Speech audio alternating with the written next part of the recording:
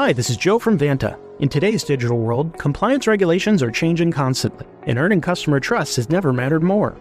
Vanta helps companies get compliant fast and stay secure with the most advanced AI, automation, and continuous monitoring out there. So whether you're a startup going for your first SOC 2 or ISO 27001, or a growing enterprise managing vendor risk, Vanta makes it quick, easy, and scalable. And I'm not just saying that because I work here. Get started at vanta.com. M. The Media Project.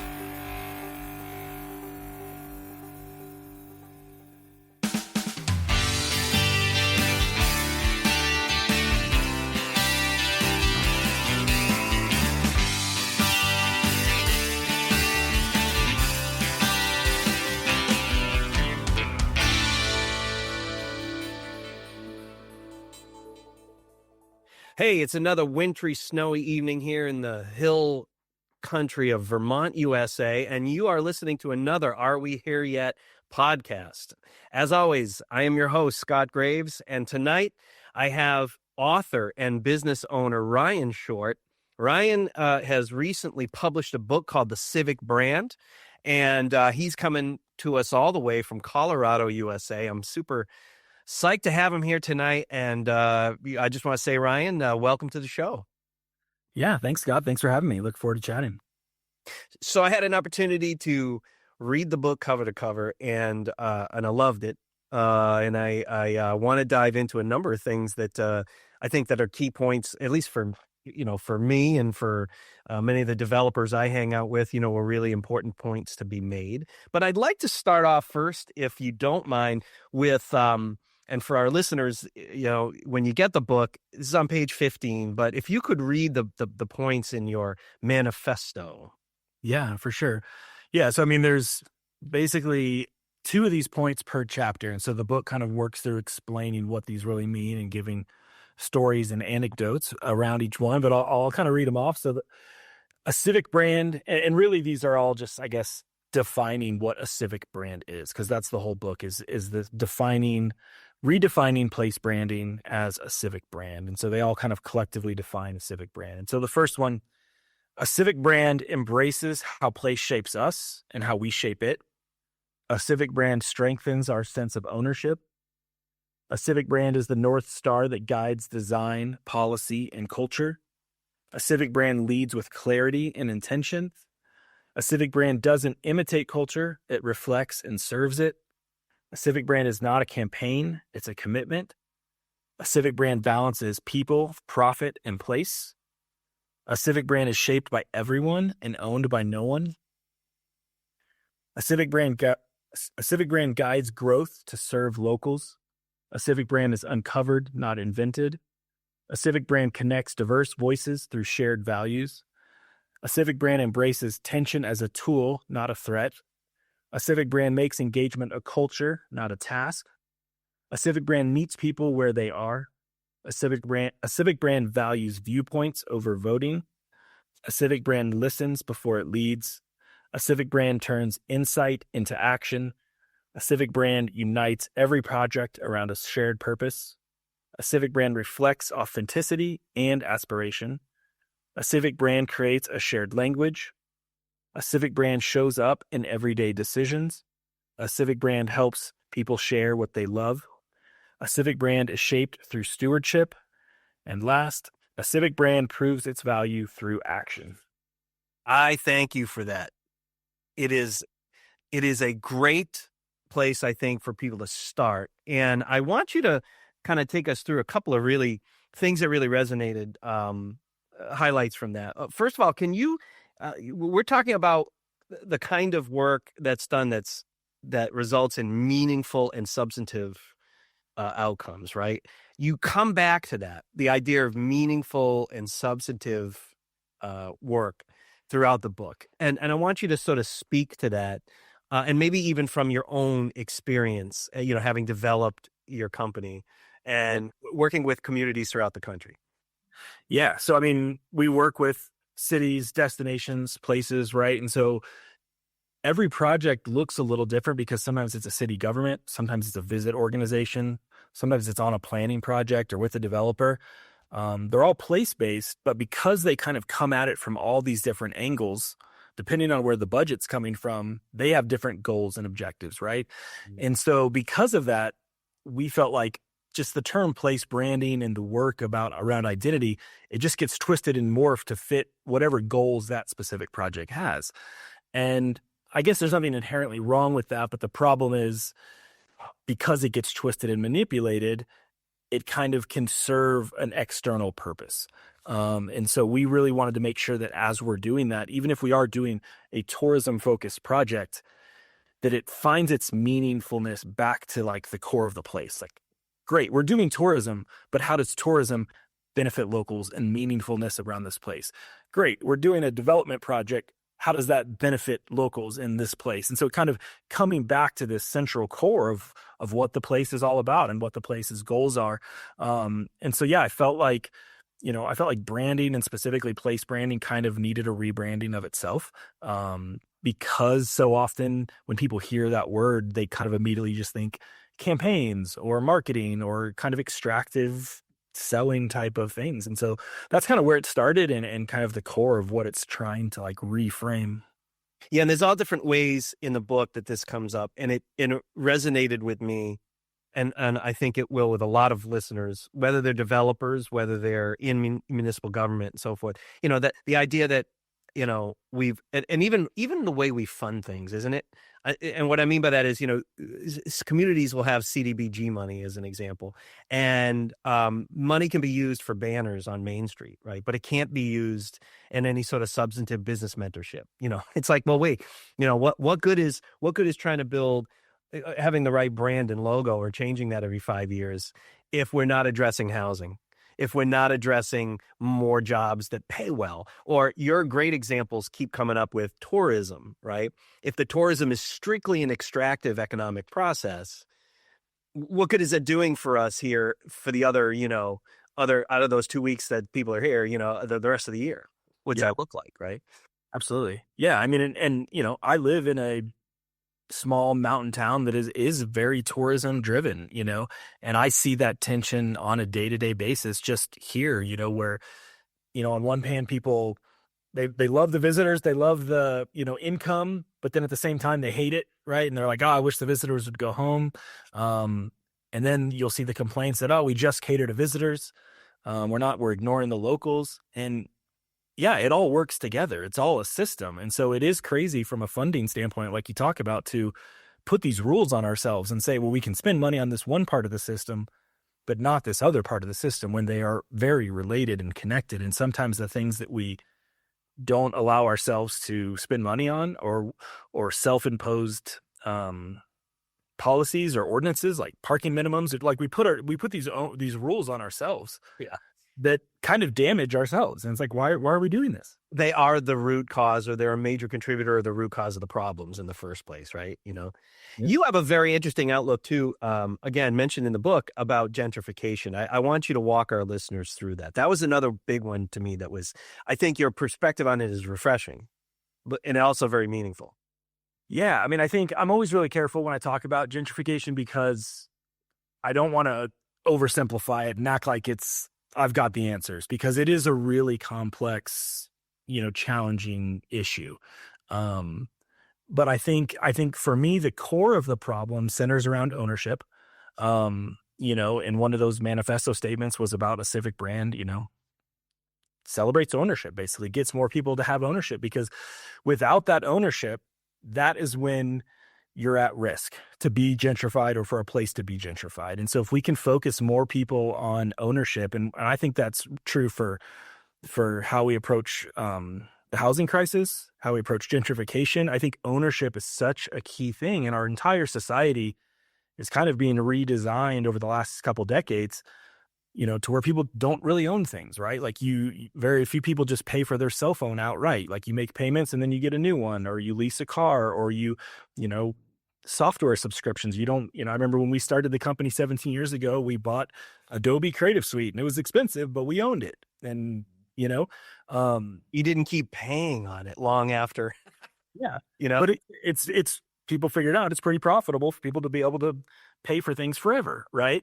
And I think, unfortunately, I think a lot of society has kind of been pacified by just having new things, right? Like we're kind of okay paying for our phone forever as long as we have the latest iPhone. Um, and so I think it's a big problem, but not one that as many people recognize. People are happy to be housed, even if they're never owning anything. Well, And that, it definitely ceases to be useful, right, when it starts hitting our capacity for building equity, right? Because isn't that the core of the problem with when we're talking about ownership of a built environment? Like more people owning it allows them to build equity, allows them to build household wealth. If we're and the same goes for like, not just for renting like through a lease, but like a 50-year mortgage that we're recently talking about, right? Like essentially you're not owning for a half century. For many of us, you would never really own anything. You'd just be paying interest forever, right. Yeah. I wouldn't file the 50-year mortgage under ownership. But yeah, I mean, I think, and the reason I think it's so important though, is because we do want places to prosper. We do want people to be successful. We want our local businesses to make money and be able to pay their employees more. And because of that, we want everything to go up.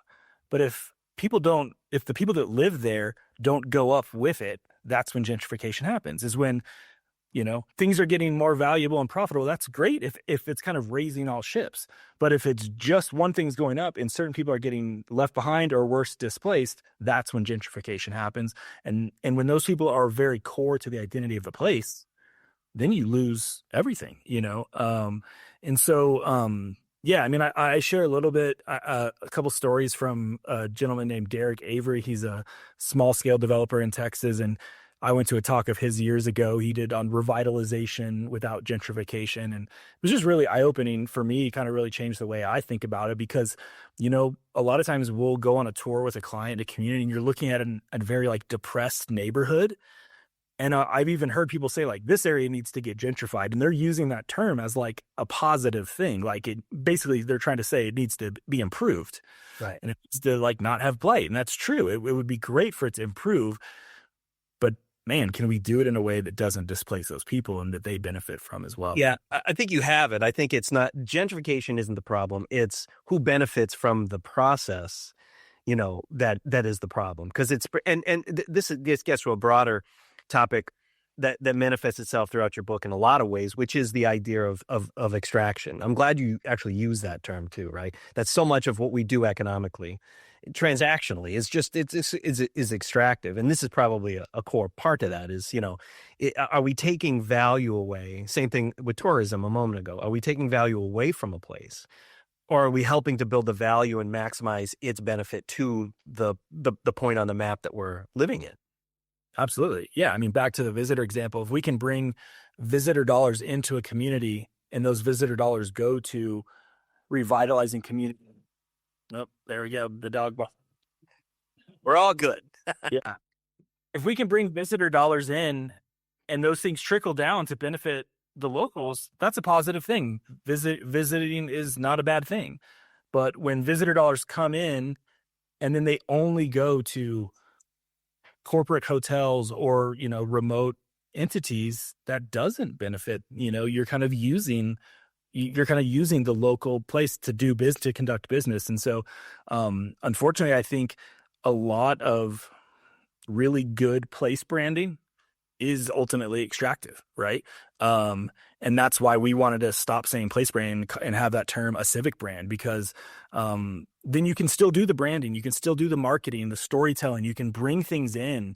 We can have commerce. We can have a capitalist society where people like make money, and it can be a good thing as long as we're not, as long as we're being considerate about it and not being purely extractive or taking advantage. So yeah, I mean, I think it's definitely a central theme to the book and to how we try to operate every project we do. When you're engaging communities or the organizations within them that hire you, it sounds like a lot of the work you do is ultimately showing them ways to it's about cash flow, right? That that the way business is done is designed in a way so that some or all of that benefit can recirculate back in the local economy. You've come back to that in these examples, if not explicitly, in, when you take what you're saying and you sort of, try to, understand it in your own mind. One might say, well, yeah, ultimately this is about cash flow, right? So, it two communities can be doing the same, transactional activity, but one, a portion or all of that money stays local, and in the other, like you said, a franchise or a national brand or what, all of the profit goes away. And so I feel like a lot of your work is almost helping people recognize how to reverse that process if it's really bad in their town. Yeah, I mean, we're branders and engagement and placemaking people. We're not economists, but I think that's why, Chuck from Strong Towns, who he takes a fiscal lens, like why he's drawn to how we approach things and why he wrote the foreword for the book is because ultimately that's the goal, is like to benefit, right? To benefit financially and culturally, a local place. And I mean, I think if you could take two almost identical, let's just say tourism projects and tourism brands, and one, you could do the engagement work and the research to make sure that the branding work that you're doing, it's appropriate. It culturally represents that community. It looks and feels like that community, but it still just profits and benefits someone else. So the locals may see it and go, yeah, that kind of looks like our town and it brings people here and I see them doing it, but I don't really see how that benefits me. You could do the exact same thing with some slight nuanced tweaks. And that person doesn't just think that it represents their community. They actually see how it benefits them. They go, oh yeah, this puts dollars in my pocket. This revitalizes my neighborhood. This puts more police on our streets, whatever, the different, more money in the schools, like whatever they value, they can probably see a benefit to it. And I think that's where we get the tensions, where you get the like problems with over tourism, and because over tourism is probably not a problem until it becomes extractive. If your restaurants and your streets are so busy you can't enjoy them and you're not benefiting from it, yeah, you're not going to like that.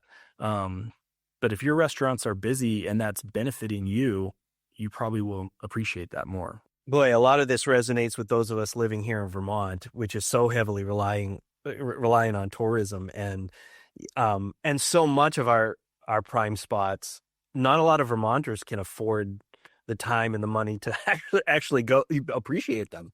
You know what I mean? It's lots of out-of-state plates when you get there, Yeah. One, to that point, kind of a line that I saw, I can't credit to whoever wrote it because I can't remember, but, it was kind of when the whole 15-minute city, kind of term was coming about, and there was some backlash around that. But, sure.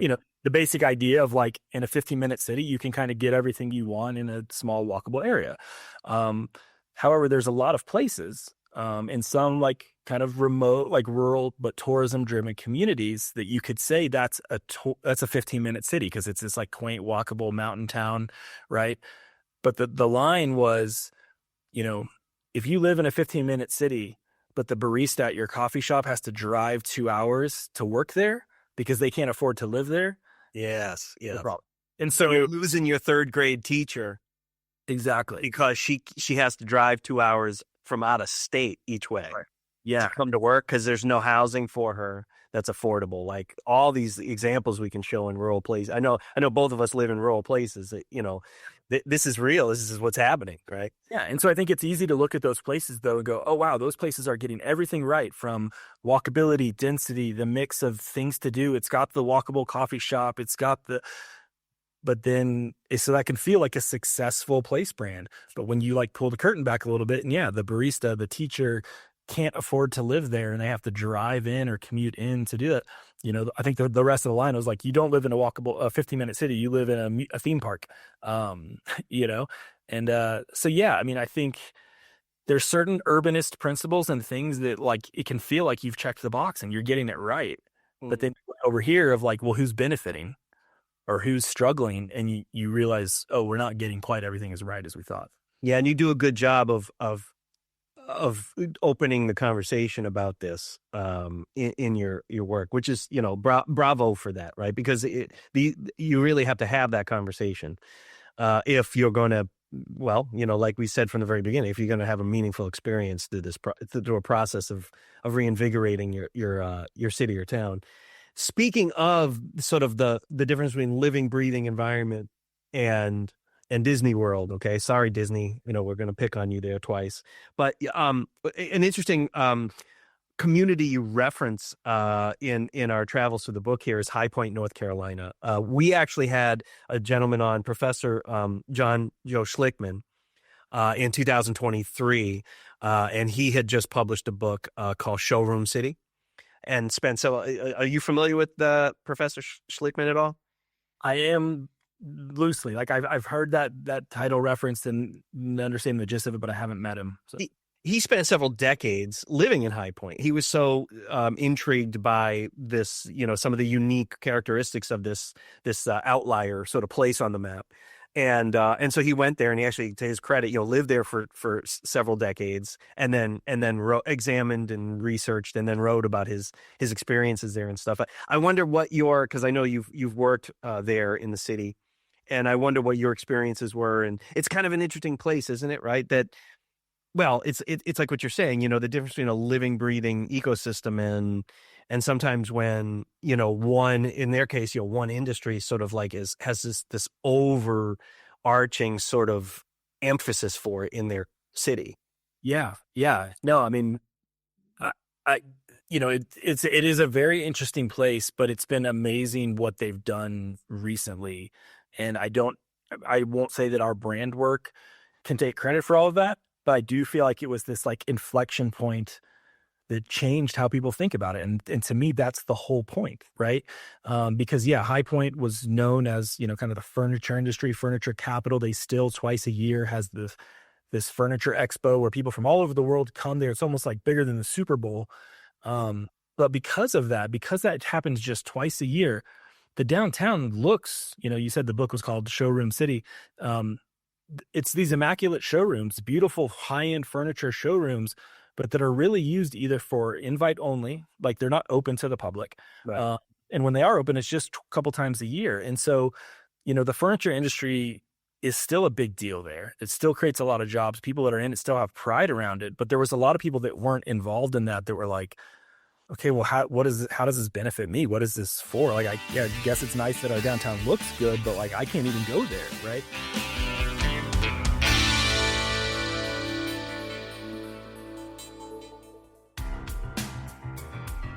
Driven by data. Driven by technology. Driven by community development. Driven by the need to get results for your project. SM Graves Associates. Delivering real estate development to you, including project management and pre-development services with a keen focus on delivering community-oriented projects. We build profitable projects that respond to the needs of your neighborhood. Join the SMG family. Find us at smgravesassociates.com.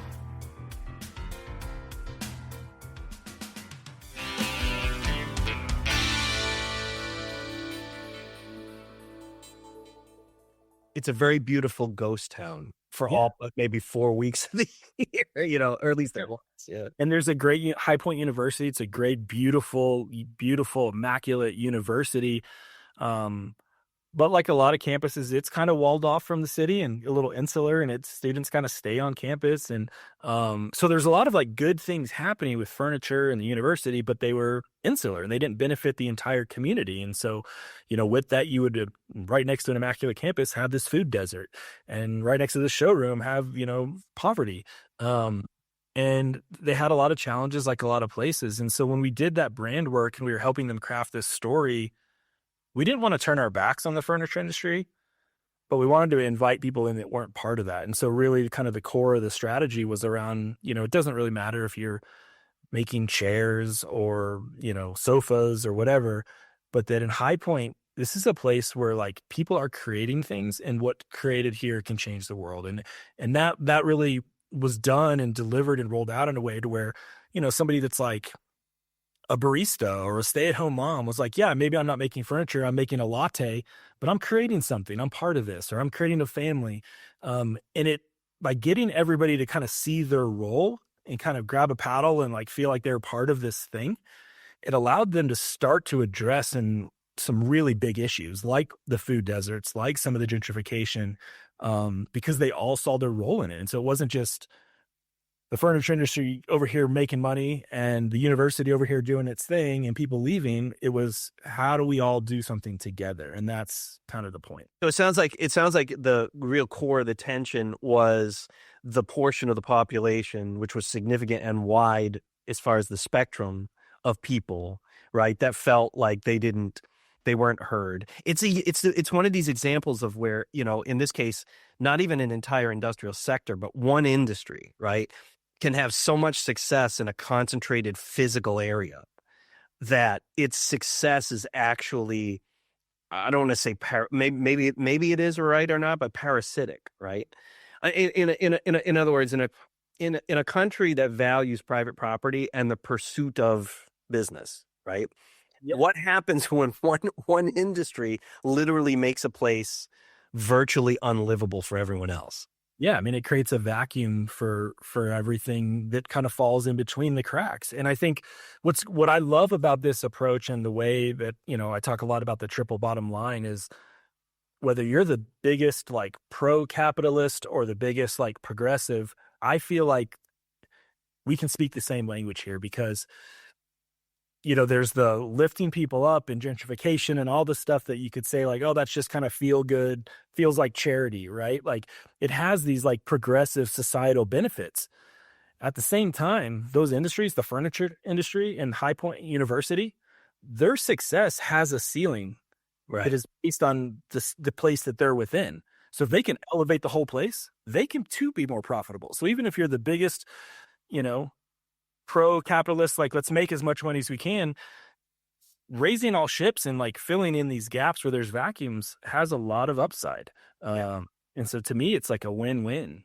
Yeah, in a place like that, I wasn't behind the scenes, so I don't understand their values. But as a real estate developer and an investor, like there's a total ceiling, I would imagine, on, if you basically create, it's good long-term on the usage, on the wear and tear of your building. If it's really just, you're making all your money for the year in 4 weeks, let's say, right? However, it's not really exponentially creating value over, say, a 20, 30, 40-year period to have all of that space be single use. You know what I'm saying? As opposed to it being occupied the year round with various uses, which is traditionally what a downtown would be, Yeah. And I mean, those people, they want to live in a town that has good hospitals and doctors. And okay, what do those doctors want to do with their family? Do their kids want to play in sports and go to good schools and have restaurants to go to and like all these things, everything else that is a place, you can't have just this like 4-week a year city where everything's great for 4 weeks. And then, because you get into staffing issues, safety issues, well, and just job issues for the rest of the people who live there year round. You know what I mean? It's like the tourism conundrum in the extreme. Exactly. Yeah, it really is the same thing, just kind of a different industry. So you said something that sort of triggered in my mind to ask the question. In our increasingly, politicized environment, right?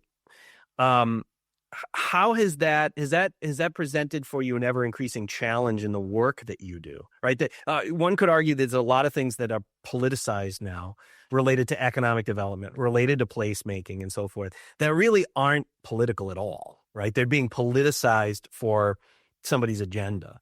And I just wonder how much that is a challenge for you. It is a challenge. I think what you just touched on is the biggest issue, is that non-political things that should be a win-win become very quickly politicized because of the word used or the example given, of everything from 15-minute city became politicized, right? Like, which to me blew my mind. Like how could wanting to live in an area where you could go to a lot of things, is politicized? And it's like, that's socialism. They want to keep you within the 15 minutes.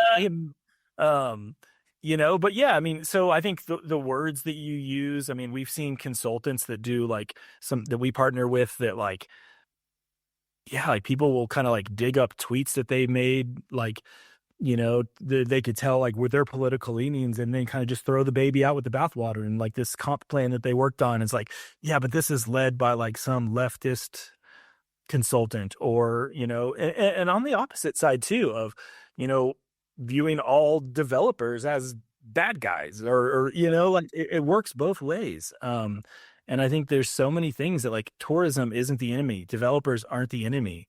And then vice versa, density, equity, those are not bad things. Like all of this should be, so it's just heightened sensitivity, and people are like really quick to suss out, what are you? Are you the same as me? Right. It's even just that need in the first place. You know what I mean? Like, I trust, what happened to, I trust you as a human being until I know otherwise. Right. That maybe we all have some comment where it's not starting a conversation off with looking around the room and really trying to find the commonalities between us as human beings and the ways in which we can connect and solve a problem down the road, Yeah.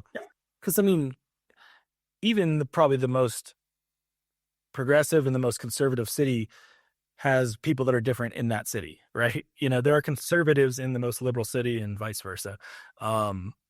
And I think another version of that I talk about in the book is, it's not quite as political, but it definitely is like a us versus them type of approach, is that cities rejecting examples and ideas from other places that they don't feel like are like them, So if God forbid you show an example from Europe to a community in America, they're like, well, we're not Europe, and I get that. And so part of that does become, I think, the consultant's responsibility to navigate those things. Right. But yeah, I mean, another example I use in the book is where I live in, Salida, Colorado. If you show a Breckenridge, Colorado example, which is just after this podcast, I'm literally about to drive just an hour away to my kids' hockey in Breckenridge. I think Breckenridge is a masterclass on like parking management. They do a lot of things right. Yeah. But they have a lot of challenges because they have a ski resort and I-70 in their town. Yeah. And so people kind of just, well, you're trying to make us like Breckenridge, and we don't want that. So we're going to reject any example that comes from Breckenridge. And so I think because of politics and that kind of wanting to be so different, I think cities can easily get in their own way and reject good ideas that could benefit them. I want to talk for a moment about money. On page 89, I have the book here in front of me too. You write, a key to getting this right is understanding where the money goes. If a place brand attracts visitors, businesses, or investors, but the income isn't reinvested in the community, or worse, it funnels out of the community, it does little to build long-term prosperity. We kind of already touched upon this, but without much detail a moment ago. But I'd like to dig into that a little bit more. What are some concrete examples that you can sort of cite for our listeners that they should be looking out for in the first place, right, in their towns? And then maybe, ways that they can initially address or get those things on the table to have a conversation about. Yeah. I mean, I think a key piece to look for that we talked about earlier is that ownership piece, right? So let's just say you have a sporting goods store in your town that historically was locally owned. And, everybody that bought money at that sporting goods store, there was probably a local family that owned that store. They hired local people. They probably bought some of their supplies and things locally. So as you spent money, those owners would make money, but they live in that community. So they'd go out and they'd spend money at restaurants and hiring locals. And so the money is just a circular economy. You can have the exact same sporting goods store, but if it's corporate owned, all of those profits leave your community entirely. They don't recirculate. So even when they're not like directly benefiting from like a roads project or things like that, just the idea that like locally owned businesses recirculate money multiple times through an economy, that there's a huge upside to that financially. And I think it also impacts the quality. It impacts the identity, the culture.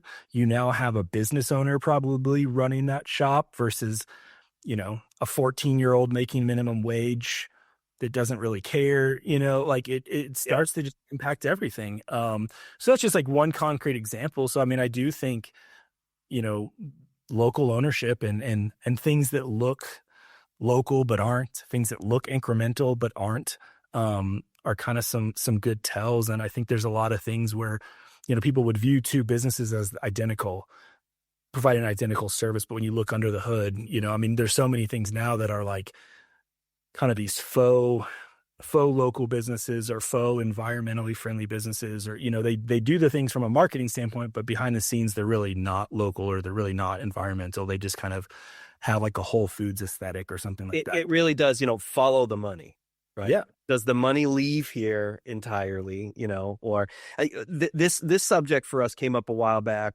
building, what I refer to as localized venture capital funds, right? And also is this additional argument, I guess, to be made of, it's not the financial mechanism in this example of venture capital, right, shouldn't be vilified across the board. But if you bring somebody else's VC fund to your town to fuel a tech cluster, when there's liquidity events, if 100% of the investors are from out of town, you didn't benefit your town, right? And many of those businesses might move away. If a portion of your investors are local, then when there are liquidity events, the money typically stays local and gets recirculated in the economy through further investment. I just feel like these are core things to be that then the general public, your voters, especially if it's a municipality you're working with, right, really need to understand that help determine better decision making. Yeah. And I think, the role of supporting those things or not supporting those things is where I think it gets really interesting, because, we've worked with a number of cities and downtowns, kind of helping them with some of their, local business marketing, like how can they support their local businesses, whether that's through like social media or different campaigns, or you mentioned earlier, like kind of accelerator programs like business training. There's a lot of cities that will, and again, this is probably their lawyer just being a good lawyer and doing their job, but there's certain statutes that a way to read that could say that a city is not supposed to spend money that benefits one individual business, right? So a city, paying an agency to do some like marketing or campaigns to like celebrate their local butcher, their local shops. We've had some clients where we've very successfully done that over the years, and then all of a sudden somebody shuts it down because like we can't be using taxpayer dollars to promote and help these businesses, these local businesses. However, at the same time, we'll very willingly spend millions of dollars in taxpayer money to give, whether it's through like subsidies or to major corporations, that their profits are very directly just funneling out. And so to me, it's just a contradiction of like, I think the city's role isn't to promote and market businesses, but there's a time and a place when they can help and elevate that. And it's just interesting when, a city won't invest and bet on its local businesses, but they'll very gladly give $1 million to Amazon for a distribution center that is going to. 20 years of, don't pay us any taxes, even as we have to build additional infrastructure miles out of town, which essentially creates I've personally been in a case where I've got downtown property I own, and, you're basically at that point, if you've got a big mall that, is a single use that's built out in the outskirts of town, all that's essentially free infrastructure for 20 years. We're subsidizing the people, the old businesses in the center of town are essentially subsidizing that long-term investment in somebody else. So yeah, there's all kinds of ways, right, that it sort of manifests itself that's very extractive. Yeah, and it's just wild that the same city could say, we will gladly fund that, millions of dollars in tax subsidies, but we're not going to boost a social post that promotes our local butcher because that's benefiting one business. And it's like... There's also, and I think maybe this is a good segue into it. You talk about, the value of viewpoints over voting, right? You talk a lot about things that I would surmise are, when I'm assuming when you're dealing with municipalities, right? And for any of us that have dealt with a municipality because, we have to get permits or have worked in economic development or a planning office, right?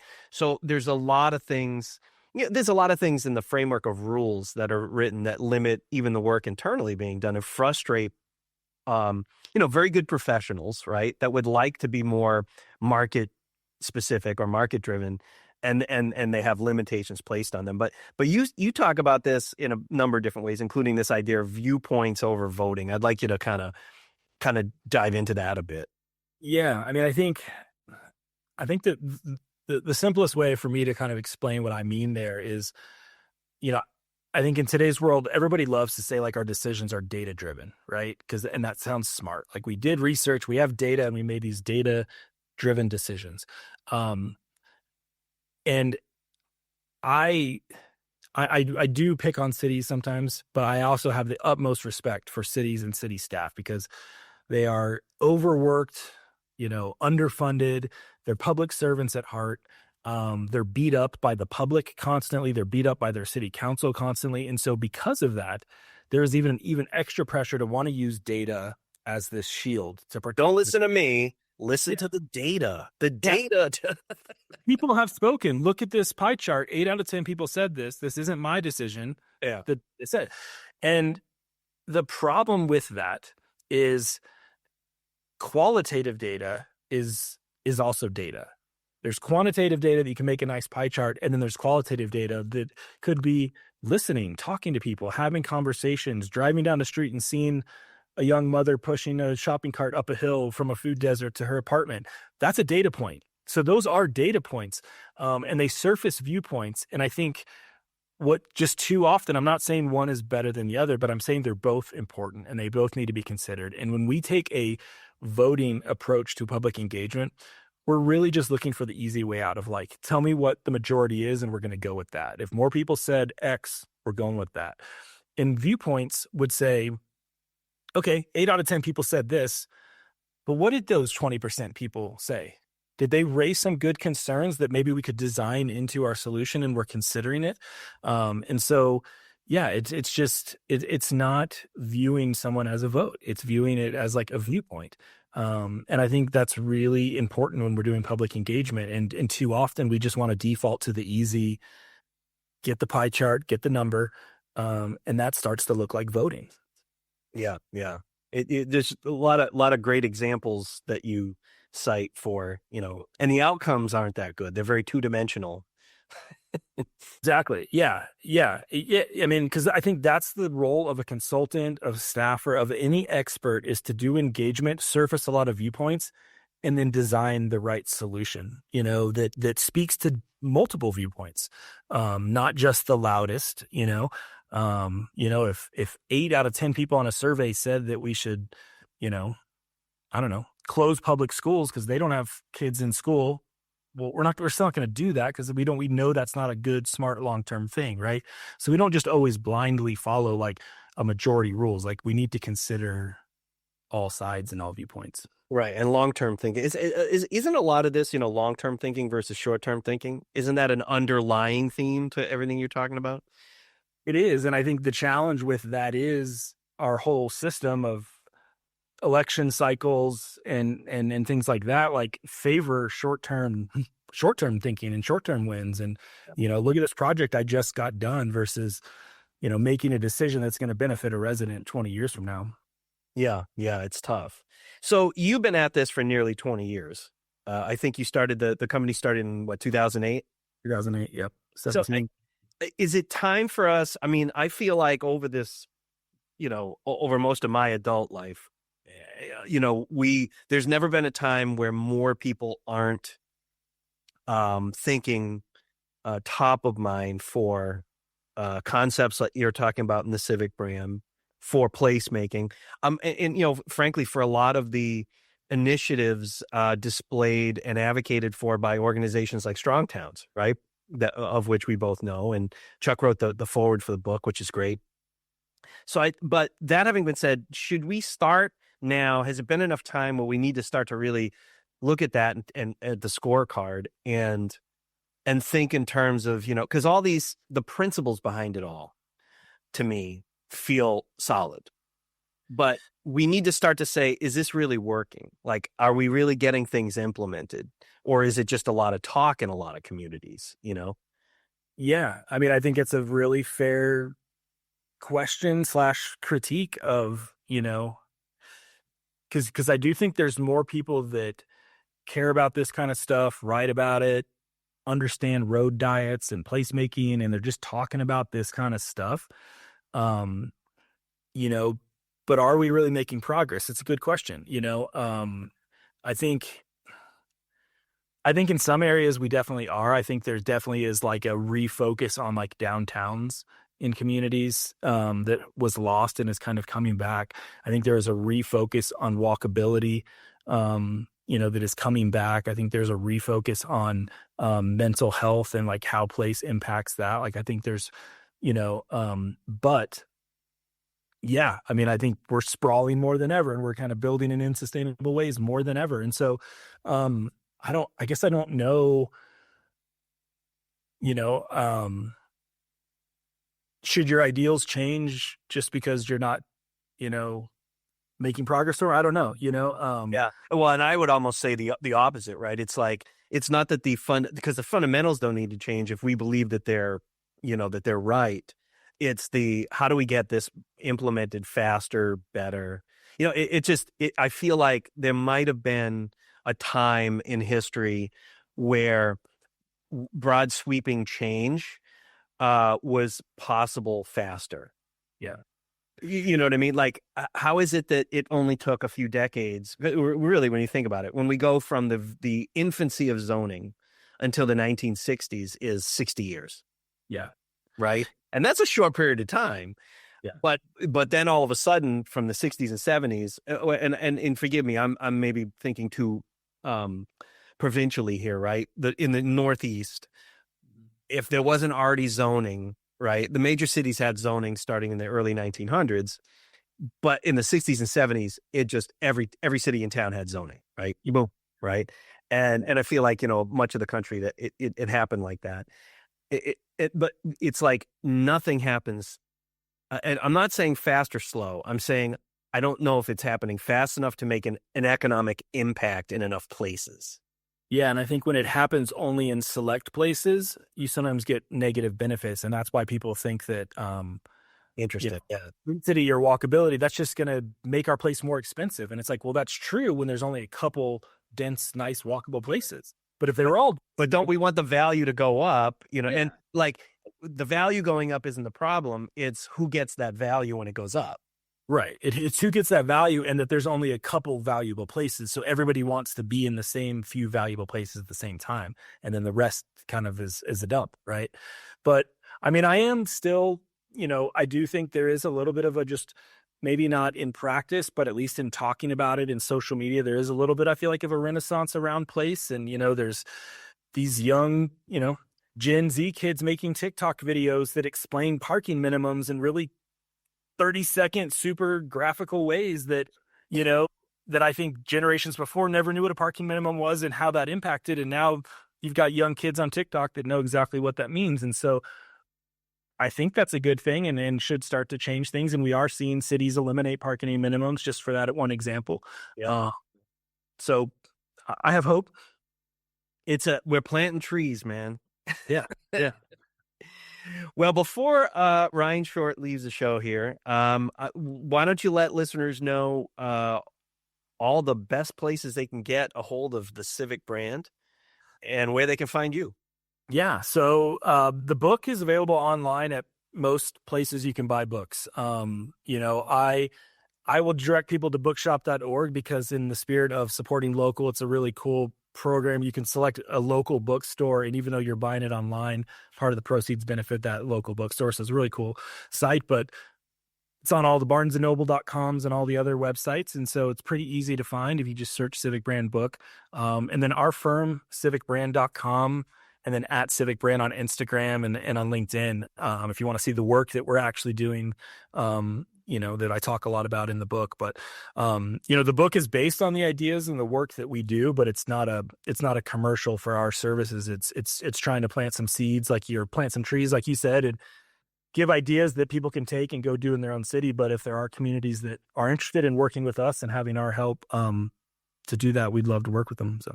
Yeah, what a great experience for you and yours, just working in so many different cities and towns all over the country and just getting to see that, you know what I mean? Getting to be in all those places, Yeah. Yeah. The travel can be tough at times, but it's super rewarding to, because when you really make an impact in a place, I mean, that's why we kind of made the shift 17 years ago to do that is, we wanted to use our talents of branding and storytelling to impact places, not just sell more products. And so it is rewarding when we see a community really buy into this idea and make bold decisions that impact and benefit their locals and their local businesses. So it is.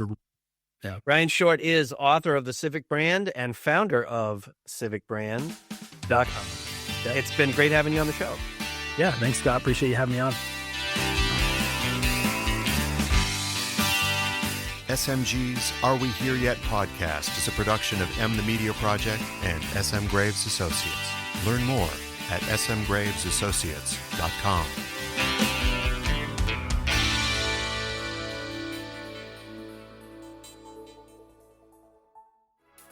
With fast-moving and sweeping changes to our economy in the works, we all need to reconsider how our investments are best placed.